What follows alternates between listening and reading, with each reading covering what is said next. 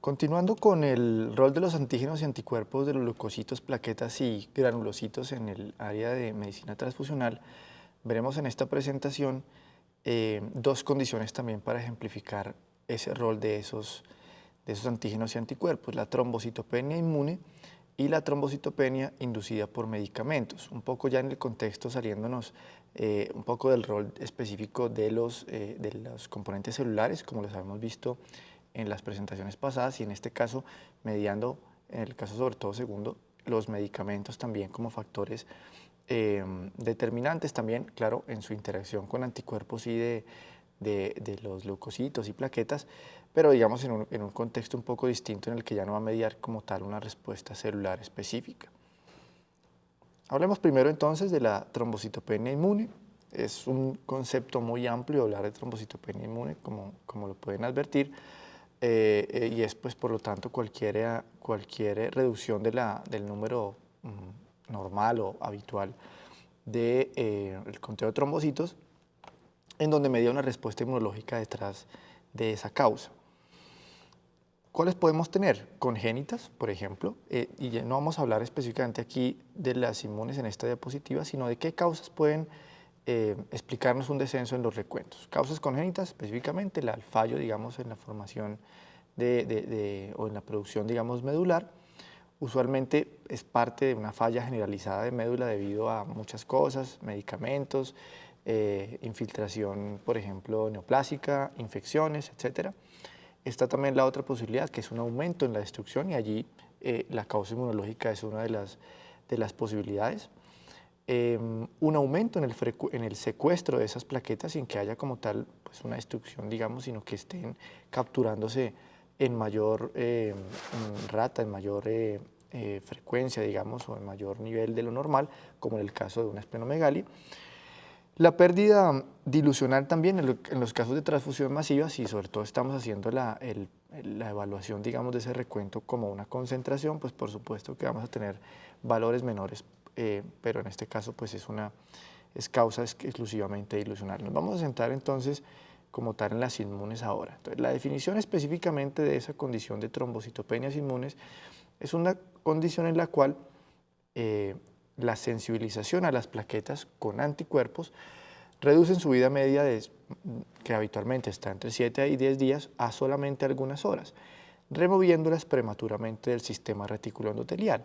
La trombocitopenia inmune no está, como en el caso de pronto comparativamente con las del glóbulo rojo, asociada a una destrucción, digamos, intravascular. No ocurre o no media, digamos, aquí un mecanismo comparable con el de la hemólisis, por ejemplo.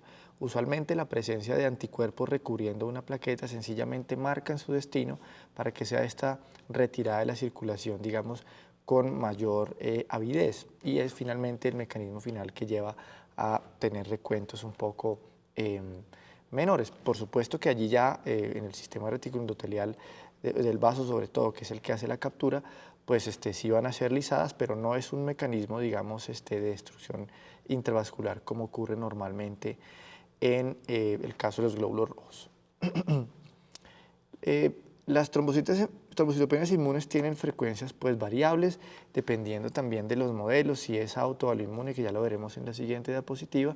En el caso de las autoinmunes, esa presentación está muy relacionada con los grupos etarios, digamos, a diferentes edades se presenta más o menos. La incidencia exacta pues, es también un poco desconocida, ya que en muchos casos nunca alcanzan la atención médica, y veremos que algunos son transitorios, inclusive mediados algunas veces hasta por temas ambientales, de suerte que nunca llegan a ser, digamos, diagnosticados. Se estima más o menos en 5 casos por 100.000. La forma infantil afecta, digamos, proporcionalmente a ambos sexos. La del adulto, sin embargo, es más frecuente en las mujeres y usualmente está asociada a otras condiciones reumatológicas, sobre todo inmunológicas clásicas, digamos, del género femenino. Bien, como advertíamos entonces, la trombocitopenia inmune tendrá también sus divisiones en aloinmune y autoinmune. En general las causas, hay muchas condiciones que pueden llevar a esas trombocitopenias inmunes. La palabra idiopática, que se sigue utilizando en algunos casos, usualmente pues o ha ido, digamos, migrando a definir algunos conceptos un poco más específicos cuando ya la causa puede ser establecida, pero en muchos casos en los que no, pues se queda como trombocitopenia idiopática, ¿no? Pero bueno, en los casos ya determinados, entonces si vemos, digamos, en la subclasificación de aloinmune, tenemos la trombocitopenia neonatal aloinmune, que lo vamos a ver en una de las presentaciones subsiguientes, la púrpura posttransfusional, que también vamos a ver más adelante, la refractariedad plaquetaria, que ya la vimos, esa es una causa de trombocitopenia inmune, aloinmune por supuesto, pero ya determinada. Y en las autoinmunes tenemos la púrpura trombocitopénica idiopática, que vamos a hablar dos cosas de esa muy general, la trombocitopenia autoinmune secundaria, la trombocitopenia autoinmune aguda, que usualmente es postviral, y también la trombocitopenia inmune inducida por medicamentos, que vamos a ver en esta presentación. Allí también se definen dos posibilidades, la dependiente específicamente de medicamento o alguna que está, digamos, un poco ahí en congruencia con lo que podría ser una autoinmune específicamente, que se denomina también independiente de medicamento. Bien, en general de las trombocitopenias inmunes, pues tenemos síntomas y síntomas asociados con, por supuesto, con los recuentos por debajo de los umbrales normales y por debajo de los umbrales, digamos, de sangrado, que suelen ser menores de 80.000, dependiendo de las otras condiciones, valores por encima, que aún son subclínicos, digamos, más bien, que aún son por debajo de los valores normales, no necesariamente representan en general riesgo de sangrado. Pero en esos casos, menos de 80.000, empezamos a ver cosas como estas, hematomas en piel, los sangrados gingivales, petequias, usualmente en miembros inferiores, y en el caso de las mujeres, digamos, se manifiestan muchas veces o inclusive puede empezar uno a sospechar cosas de estas con periodos menstruales muy abundantes o mucho más de lo habitual, pueden orientar hacia también esta, o puede ser, digamos, uno de los síntomas de esas trombocitopenias también. El diagnóstico pues, de laboratorio, usualmente pues, típicamente lo que se detecta, como les decía, son estas trombocitopenias un poco aisladas, menores de 80.000 por microlitro, y el hecho de que sean aisladas también empieza uno a orientarlas sobre todo al tema inmunológico, ¿no? Digamos específico de plaqueta, ¿no? Usualmente lo que son fallas medulares y otros en otros contextos están asociadas a pancitopenia, entonces si la vemos aislada podría ser algo sugestivo de una de estas trombocitopenias inmunes. Tenemos que estar, por supuesto, parte de los hallazgos de laboratorio deben mostrarnos que la médula pues está intacta o eventualmente aumentando en una respuesta a esas concentraciones un poco por debajo en circulación, entonces tendríamos megacariocitosis eventualmente. Algunos dispositivos que pueden lograr medir los anchos de distribución plaquetaria, volúmenes plaquetarios medios, nos pueden dar allí alguna orientación cuando tenemos parámetros por encima de lo normal. Y la medición de plaquetas reticuladas, que tienen también algunos laboratorios, pues tiene un análisis o tiene una interpretación allí controversial en cuanto a su capacidad para orientar hacia la trombocitopenia inmune. Las investigaciones inmunológicas usualmente en estos casos suelen ser innecesarias, podría uno llegar allí a detectar antígenos anticuerpos, pero son muy difíciles de realizar. En el material suplementario van a encontrar algo de por qué las condiciones son difíciles de la muestra y específicamente también de los análisis de laboratorio no son sencillos. Entonces, pues en términos prácticos no son requeridas usualmente. En el caso de las autoinmunes, el 92% de esas trombocitopenias tenemos IgGs, como es esperable, de tipo 1 y tipo 3. Frecuentemente pues, se pueden encontrar ocasionalmente algunas IgMs e IgAs responsables de estas condiciones. El manejo pues, depende un poco en qué etapa lo estemos viendo. En la aguda posviral, que usualmente ocurre en las exantemáticas también de los chiquis, es frecuentemente autolimitada y no requiere una terapia específica, entonces no se le hace un abordaje particular en esos casos. En la crónica tenemos, el objeto del tratamiento es tener un nivel por lo menos de seguridad en términos de, digamos, del riesgo de sangrado, entonces usualmente es tenerlas por encima de 30.000, no necesariamente un nivel normal por supuesto, sino pretendiendo que en general la mayoría son autolimitadas, es por lo menos que hacer las intervenciones en los umbrales donde, digamos, se determina riesgo de sangrado. Hasta el 30% de los pacientes, en este caso ya de los adultos, tendrán enfermedad estable o remitirá esta espontáneamente. Se espera que el tratamiento alcance una remisión en cerca del 80% de los pacientes y el tratamiento muchas veces incluso solo soporte, pero se puede dar. Los esteroides forman parte o es el eje fundamental del tratamiento, o los corticosteroides en general, terapia pues digamos inmunomoduladora allí para bajar un poco esa respuesta. Usualmente bien administrados se espera un aumento de las plaquetas en 2 a 4 semanas. También ha habido un papel importante de la inmunoglobulina intravenosa, sobre todo en los casos digamos en que no ha habido respuesta con los solos esteroides. Se espera en esos casos 75% respuesta y el 50% de esos alcanzará plaquetas normales. En algunos casos más severos hay que recurrir a la esplenectomía, que incluso antes del advenimiento de los esteroides y de otras terapias farmacológicas, pues era la terapia única, con, digamos, con una respuesta terapéutica muy buena. Esos pacientes tenían, si bien, como les mencionaba en el principio, las plaquetas estaban marcadas y destinadas para su retiro acelerado de la circulación, ya en la no presencia del sistema reticuloendotelial, pues continuaban funcionando con, digamos, con una habilidad o funcionalidad relativamente estable. Entonces, pues estaba muy bien. El tema es que, por supuesto, esto implica otros riesgos, el riesgo quirúrgico normalmente también, y solamente se deja hoy día como, digamos, una línea terapéutica de tercera cuando ya las otras medidas farmacológicas pues han fracasado. Otras trombocitopenias inmunes descritas, la púrpura posttransfusional, que la vamos a ver, la trombocitopenia inmune inducida por medicamentos, que veremos en esta misma presentación, y la púrpura trombocitopénica trombótica, que simplemente voy a hacer estos comentarios que vemos acá. Tenemos la forma familiar o adquirida y esta ya está detectado, la causa específicamente es una deficiencia de una enzima. La enzima es importantísima porque es la que fragmenta el factor de von Willebrand, digamos que está en alto peso, de alto peso molecular, no lo va a fragmentar. Usualmente es debida a un anticuerpo inhibitorio que pues, resulta en que tenemos altísimos niveles de factor de von Willebrand que, digamos, dan un estado de proagregante continuo y que nos va a generar, digamos, un consumo importante pues, de esas plaquetas por trombosis y, por supuesto, trombocitopenia pues, de consumo.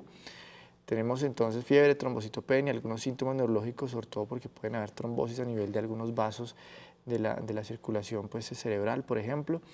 Tenemos anemia hemolítica microangiopática y alguna alteración renal también por estos microcoágulos o microtrombos también que afectan la circulación renal.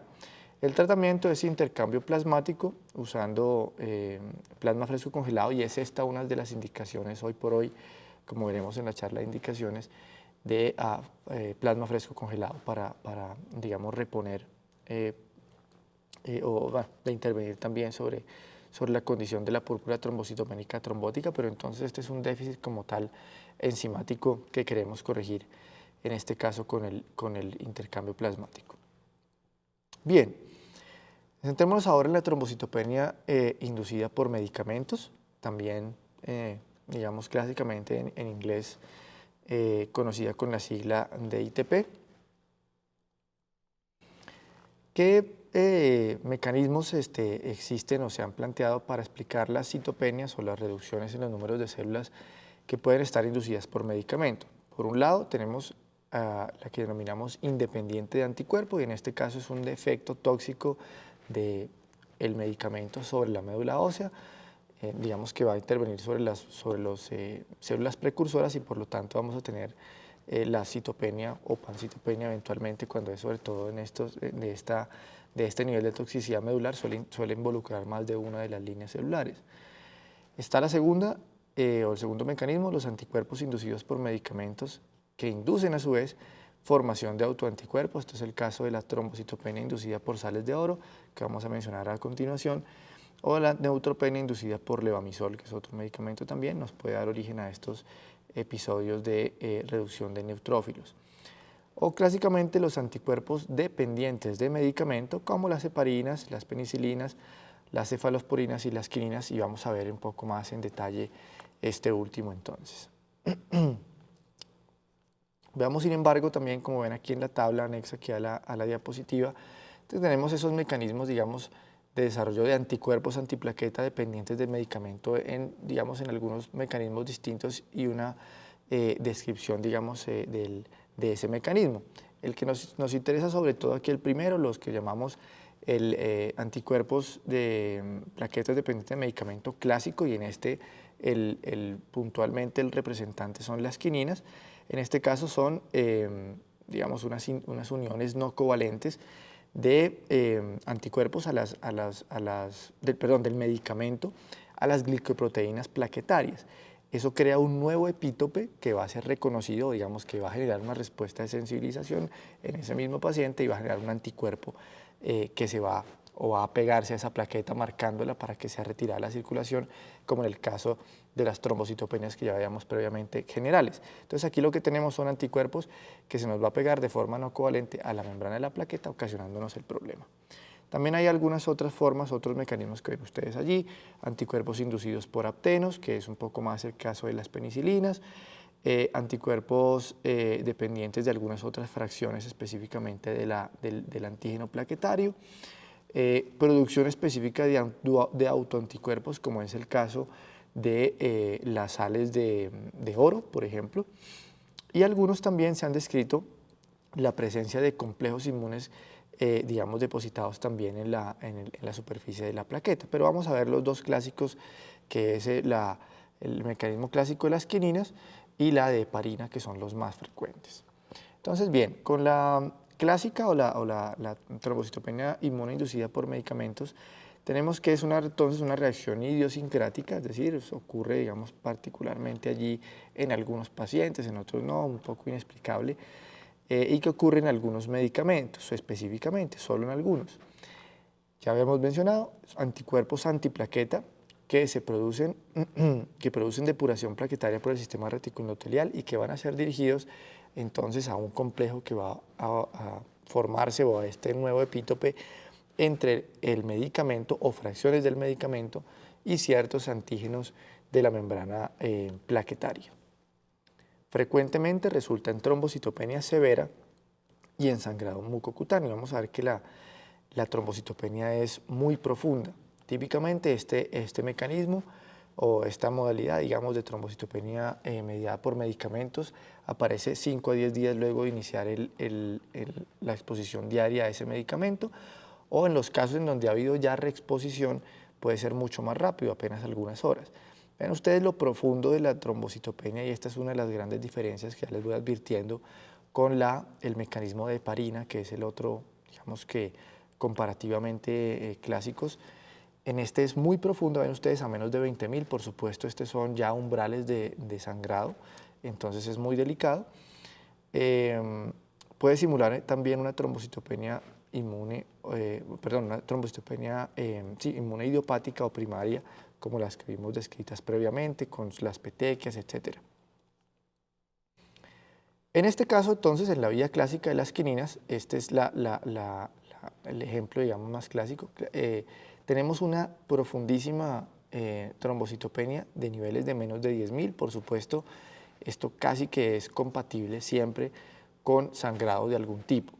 Este medicamento usualmente es clásico digamos, de la terapia de intervención contra los casos de paludismo o malaria, pero también se utiliza en algunas condiciones que llamamos ahí como off-label, es decir, no está destinado para eso, pero se utiliza también en algunos episodios de calambres en las piernas. No es clásico en nuestro medio, pero se ha reportado también con buena efectividad para esas condiciones. Como habíamos descrito previamente, aparece 5 a 10 días después del inicio del tratamiento, cuando no haya reexposición. La quinina en este caso se une a las glicoproteínas plaquetarias, permitiendo que los anticuerpos se peguen a ese nuevo antígeno, marcando esa plaqueta para que sea finalmente depurada rápidamente de la circulación. Por supuesto, dependerá de la presencia del medicamento y será solamente cuando él está soluble allí en la circulación que se pueda pegar. También pueden unirse ocasionalmente, si el medicamento tiene la posibilidad de pasar a médula ósea, podría generar allí un nuevo antígeno, inclusive desde el precursor, desde el megacariocito, y poder generar de pronto anticuerpos dirigidos que nos ataquen incluso a esa población. ¿Cómo manejamos eso? Nos toca suspender el medicamento, por supuesto. Inevitablemente sobre todo por el nivel de trombocitopenia y la presencia de sangrado. Por supuesto hay que intervenir con transfusión de plaquetas. Se ha visto un papel también allí de la inmunoglobulina intravenosa y de algunos corticosteroides con resultados bien variables, pero por lo pronto la detección del medicamento y el soporte mientras se va recuperando el nivel de plaquetas es, digamos, la intervención clásica. Miremos ahora la de heparina, que es la otra típica. En este caso, la trombocitopenia inducida por heparina es la trombocitopenia inducida por medicamentos más común. Se ve casi en el 1% de los pacientes que reciben heparina después de la primera semana y en el 3% luego de las 2 semanas. En este caso tenemos una particularidad y ya espero que la vayan definiendo con el mecanismo clásico de la quinina, y es que aquí tenemos un fenómeno trombótico. En este caso, el fenómeno trombótico puede ocurrir incluso en un conteo normal de plaquetas y ya pueden ustedes advertir que aquí no vamos a tener un descenso tan importante como lo vimos en la vía clásica. Tenemos aquí dos formas, la tipo 1 y la tipo 2. La tipo 1 es muy rápida, temprana, es una caída leve en el conteo de plaquetas solamente y usualmente es transitoria con una recuperación inclusive aún con mantenimiento de heparina. En este caso se le llama la trombocitopenia inducida por heparina, entre comillas, no inmune, aunque sí está mediando de un anticuerpo, pero no es la severa. Es la tipo 2 la que más nos interesa.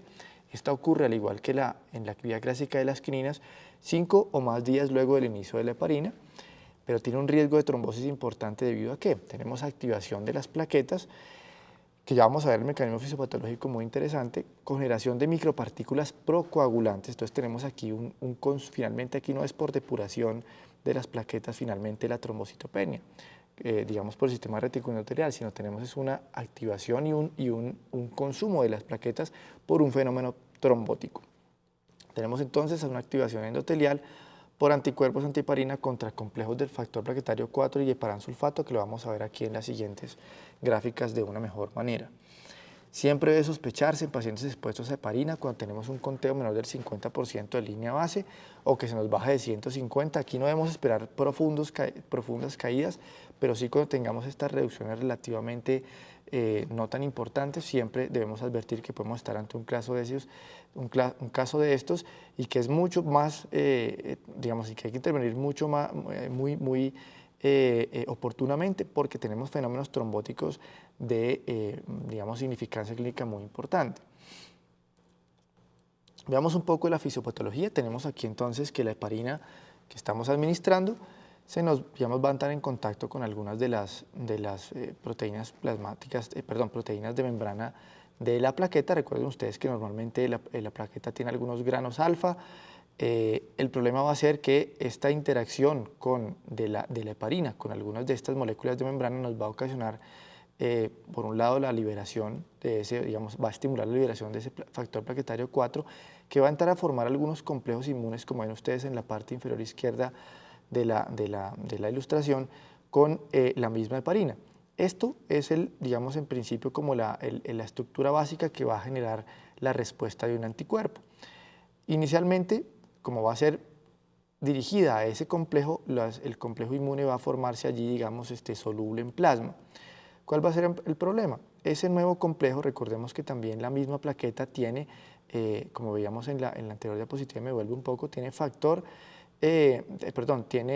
receptores FCR2 alfa que se van a pegar a la fracción FC, por supuesto, de los anticuerpos ya creados, de suerte que van a anclar ese complejo inmune nuevamente a la membrana, digamos, a través del receptor, a la membrana de la plaqueta, y este sí que es un estimulador más activo de los mismos factor plaquetario 4. Así que van a empezar ustedes a ver aquí un ciclo vicioso un poco entre la formación de los complejos inmunes y la liberación de mayor cantidad de factor plaquetario 4 para que se le pegue a la heparina. Tenemos también que cuando ya hay una densidad importante de esos complejos inmunes pegados a la membrana, reacciones cruzadas entre los mismos receptores FC.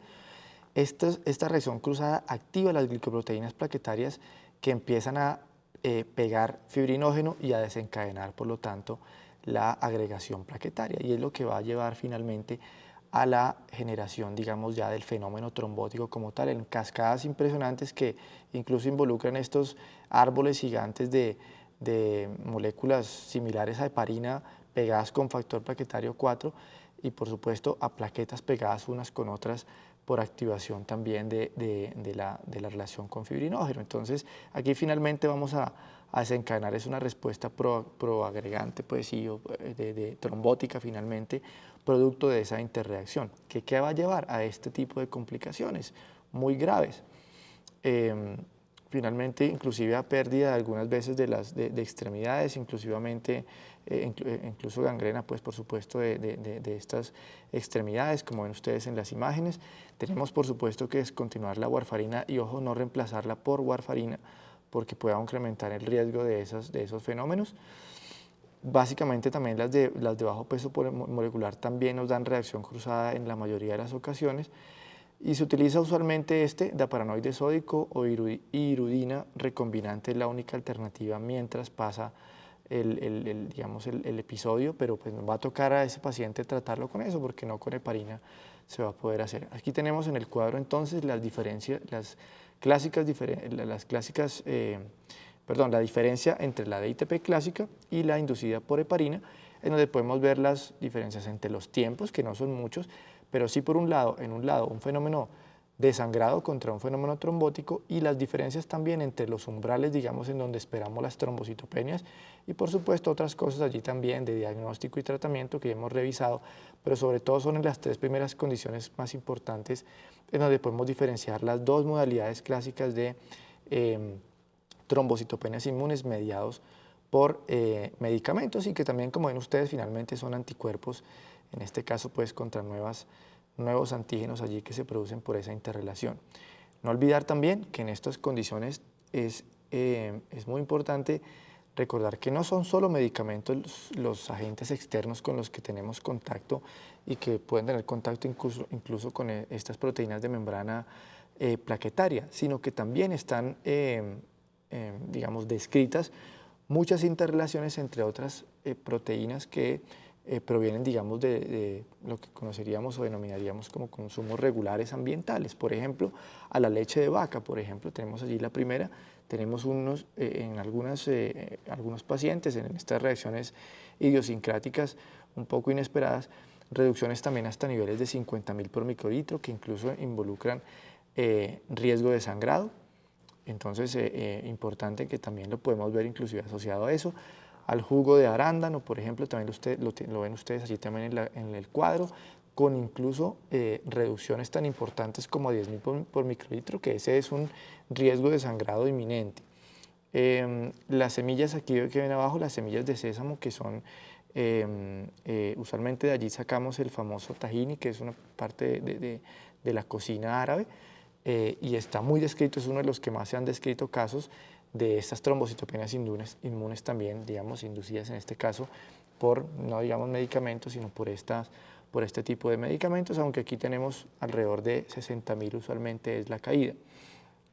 No olvidar también otros medicamentos desde el punto de vista, digamos, de los clásicos que nos dan. Se ha descrito para ibuprofeno, para el ASA, para antibióticos, penicilinas, una cantidad importante de medicamentos, así que siempre que tengamos una condición de estas, digamos que no sean en las clásicas de quinina o de heparina, que me interesaba más que miráramos la de heparina, que es muy frecuente, pero que también la ingesta de productos, digamos, de ambiente o de productos, digamos, no de ambiente, sino, digamos, finalmente el de la alimentación clásica, o medicinas, que muchas de esas no las autorrecetamos, pueden ser causas de estas reducciones, en algunos casos transitorias, si se evita después o si se detiene el consumo, pero en otros casos, cuando es muy importante, de casos, digamos, muy severos de estas trombocitopenias.